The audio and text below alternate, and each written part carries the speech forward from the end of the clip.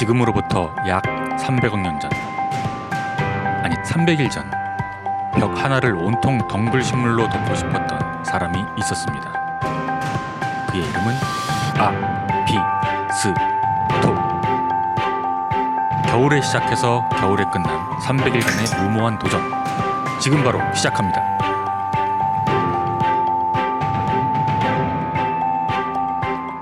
제가 덩굴로 채울 벽은 높이 2m 30, 너비 1m입니다.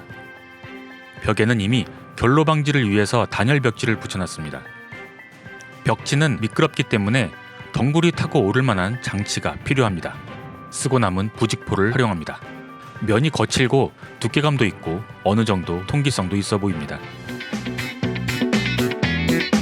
식물등도 달아줍니다.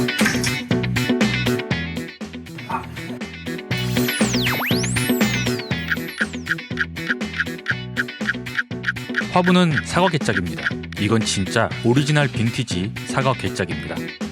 나무라서 곰팡이 걱정도 되지만 빈티지한 개짝 화분을 포기하기 힘드네요. 최대한 통풍이 잘 될 수 있게 화분 안쪽에는 3D 에어메쉬로 마감합니다. 상토는 별다른 배합 없이 화훼용 상토를 담습니다. 자, 이제 덩굴벽을 등반할 오늘의 선수들을 소개합니다. 1번 몬스테라 두비아. 유묘일 땐 동글동글한 잎에 무늬 패턴이 있지만 잎이 커지면 찢어지면서 패턴이 없어지는 선수입니다. 2번 에피프리넘 피나텀 알보 바리에가타. 길고 뾰족한 잎 위에 하얀색 무늬가 있는 선수입니다. 역시 잎이 커지면 찐잎을 볼 수 있고요. 하얀색 무늬는 그대로 유지가 됩니다. 닉네임은 에피바리입니다. 3번 아미드리움 미디움. 이 선수 역시 잎이 커지면 찐잎을 볼 수 있습니다. 그런데 웬만해선 찢어지지 않아요. 계속 줄기만 길어지다가 줄넘기를 하는 식물 집사도 있다고 합니다. 오늘의 닉네임은 아미. 아미는 안 되겠네요. 아미디움으로 하겠습니다. 4번 필로덴드론 소디로이. 이 선수는 잎이 찢어지지는 않고요. 지금의 패턴을 유지하면서 하트 모양으로 커집니다. 닉네임은 소디로이.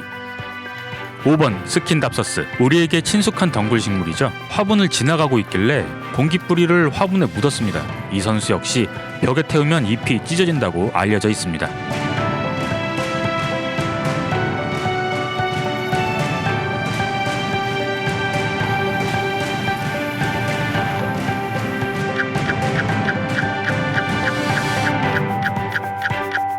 덩굴벽을 설치한 지 2달이 지났습니다. 식물을 철수합니다. 식물 고정용으로 쓴 클립이 물에 닿으니까 녹이 씁니다. 생각보다 부직포가 촘촘해서 덩굴들이 뿌리를 잘 박지 못하네요. 아무래도 수태로 벽을 도배해야겠습니다. 가로 30, 세로 30cm 루바망 9개를 연결해서 그 위에 수태를 얹습니다. 고추 말리듯이 얇게 펴서 골고루 빈틈없이 채워줍니다. 그리고 낚싯줄을 이용해서 고정시킬 예정입니다. 이렇게 격자로 고정을 시켜서 벽에 세우면 완벽한 수태가 다 쏟아지는군요. 쉽게 가려고 했는데 안 되겠네요. 결국 루바망을 한 번 더 올려서 고정해줘야겠습니다. 중간중간 분재철사로 튼튼하게 고정을 시켜줍니다.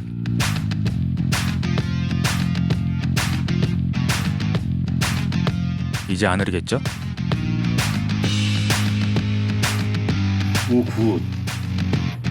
진짜 이렇게 할 거. 이제 안 떨어지네. 다시 식물을 붙입니다. 역시 덩굴 식물은 수태죠. 기존에 등반한 선수들 외에 새 선수들이 참여했습니다. 7번 에피바리의 원종인 에피프리넘 피나텀 그린. 닉네임은 에피그린입니다. 8번 에피그린보다 좀 더 은색 빛깔이 강한 에피프리넘 피나텀 세브 블루. 닉네임 에피세브 블루. 9번 라피도포라 SP.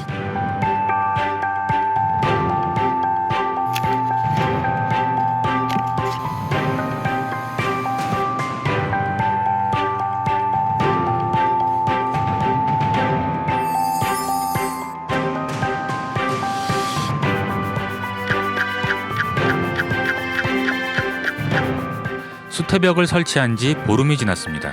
과연 수태벽에는 잘 적응하고 있을까요? 역시 물 만난 고기처럼 식물들이 공기 뿌리를 뻗는 모습을 볼 수 있네요. 저는 아미듐을 화분에서 키울 때는 국수 같은 줄기를 뽑아낼 때마다 화분 위에 돌돌 말아서 고정시켜서 키웠더니 새 잎을 낸 경험이 있거든요. 그렇다면 수태벽에 태워도 잎을 내지 않을까 싶었는데요. 수태벽에서도 계속 줄기만 뽑아내네요. 그럼 두 줄기 중 하나는 흙에 묻어서 비교를 해봐야겠습니다. 수태벽을 타는 선수를 아미듐 A, 흙에 묻은 선수는 아미듐 B로 하겠습니다.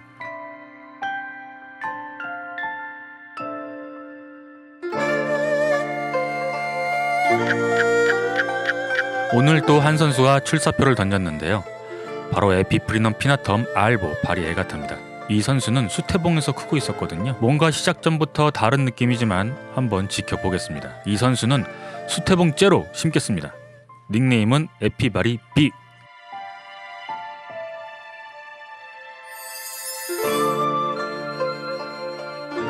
수태벽을 타고 있는 아미듐 A는 아직 크게 변화는 없네요. 좀 더 공기뿌리에 힘을 실어주기 위해서 수태를 보충해주겠습니다. 일종의 손잡이라고 할 수 있죠. 라피도포라도 함께 손잡이를 보충해줍니다. 어느덧 4월, 꽃샘추위가 가고 봄이 왔습니다. 이제부터 본격적으로 식물들은 벽을 타고 오를 겁니다. 식물의 성장이 가장 왕성해지는 여름을 앞두고 있기 때문에 좀 더 힘을 내기 위해서는 스태미너를 보충해줄 필요가 있습니다. 괴짝에 알비료를 추가해줍니다. 그리고 드디어 식물들을 심은 지 85일째가 되는 날, 에피바리 A에 구멍이 보이기 시작합니다. 이 선수도 찻잎이 나오기 시작합니다. 그리고 열흘 뒤 가장 먼저 찐잎을 보여준 선수가 있습니다. 바로 에피그린입니다. 하지만 수태를 타고 있던 아미듐 A는 수태벽 등반을 포기하고 괴짝에서 충분히 뿌리를 내리기로 하고 하산합니다. 그리고 며칠 뒤 이 선수는 흙으로 내려오자마자 새 잎을 바로 보여주었습니다. 역시 괴짝에서 충분히 뿌리를 내린 다음 수태벽 등반을 하겠다는 전략이 적중한 것 같습니다. 여기에 또 한 선수가 참가 신청을 합니다. 역시 에피바리입니다. 동료들이 잘 타고 오르는 걸 보니 참가하고 싶었던 모양인데요. 이제 에피바리들끼리 본격적인 경쟁에 들어갑니다. 이 선수의 닉네임은 에피바리 C. 한편 두비아는 중간에 줄기를 한번 잘라서 팀을 나누기로 했어요. 일종의 보험이죠. 흙에서 올라오는 줄기가 두비아 A, 수태벽에서 시작하는 줄기가 두비아 B입니다. 이제 두비아 역시 두 팀으로 나눠서 경쟁을 시작합니다.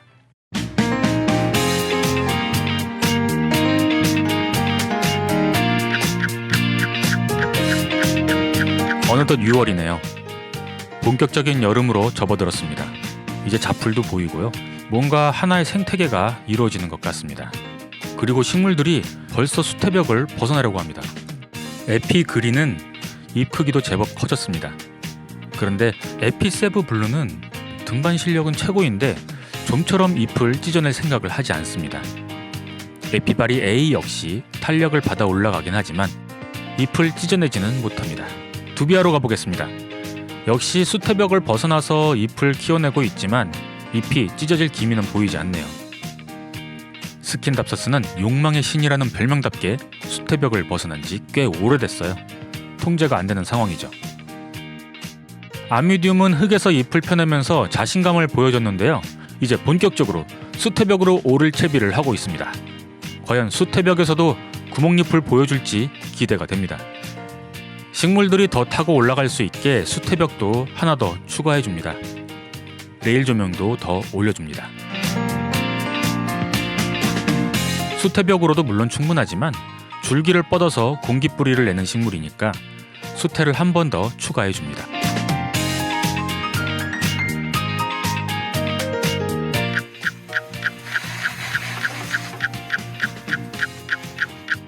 수태벽 하나를 더 추가한 지 20일이 지났습니다. 여름 성장세가 무섭네요. 그런데 세브블루는 아직도 잎을 찢지 않고 조명을 넘어섰습니다. 반면에 에피그린은 잎 크기에 맞게 찐잎을 내면서 안정적으로 자라고 있습니다. 이 식물은 아미드리움 지펠리아넘인데요. 글러스터님께 선물을 받았습니다. 이 친구 역시 수태벽 등반대회에 합류해서 오르는 중입니다. 아미듐이 드디어 중간에 줄기만 길게 자라더니 한 번에 잎 3개를 냈습니다. 전하고 다른 점이 있다면 조명을 조금 낮게 달아줬다는 건데요. 빛과 관련이 있는지는 아직 장담할 수 없는 상황입니다. 레일 등 위치가 점점 높아지면서 아래쪽에 놓여있는 화분들이 빛이 부족한 느낌이에요. 그래서 아래쪽에도 조명을 하나 더 추가합니다. 두비아는 계속 수태를 추가해주다 보니까 잎이 벽에 딱 붙지 않아서 이번에는 그냥 키워보겠습니다. 역시 벽에 딱 붙어서 올라가는 모습이 훨씬 보기 좋습니다. 그 대신 수태벽 안쪽으로 수태를 좀 더 보충해줍니다. 그럼 뿌리를 더 잘 뻗어낼 수 있지 않을까 하네요. 스킨답서스는 오늘도 나홀로 벽을 뚫을 기세입니다. 빛에서 멀어지니까 잎은 작아지죠. 조명에 탄 잎은 떼줍니다. 7월입니다. 폭염의 한복판으로 가고 있습니다. 그리고 우리의 세브블루도 한복판에서 혼자 뻗고 있습니다. 아무래도 한번 잘라서 다른 식물들과 키를 맞춰줘야 할 것 같은데요.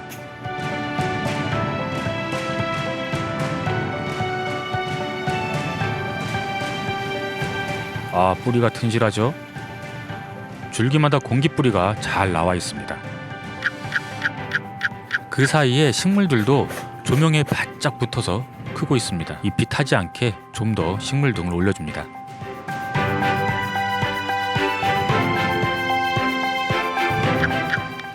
여름이 되니까 분무기로 수태벽에 물 주는데 한계를 느낍니다.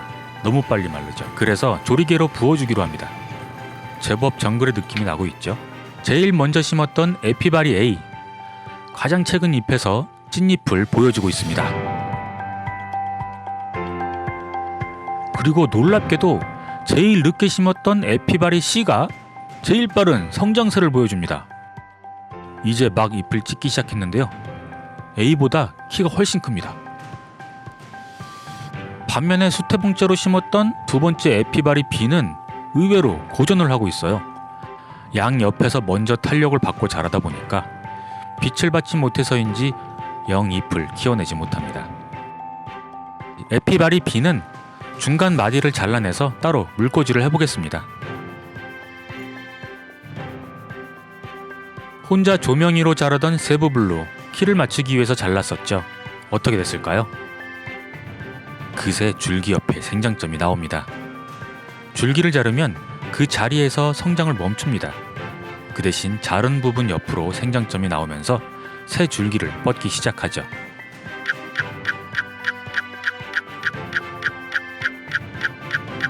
(8월 27일) 폭염이 이어집니다. 식물들에겐 최고의 시즌이죠. 잡초도 무성하고요.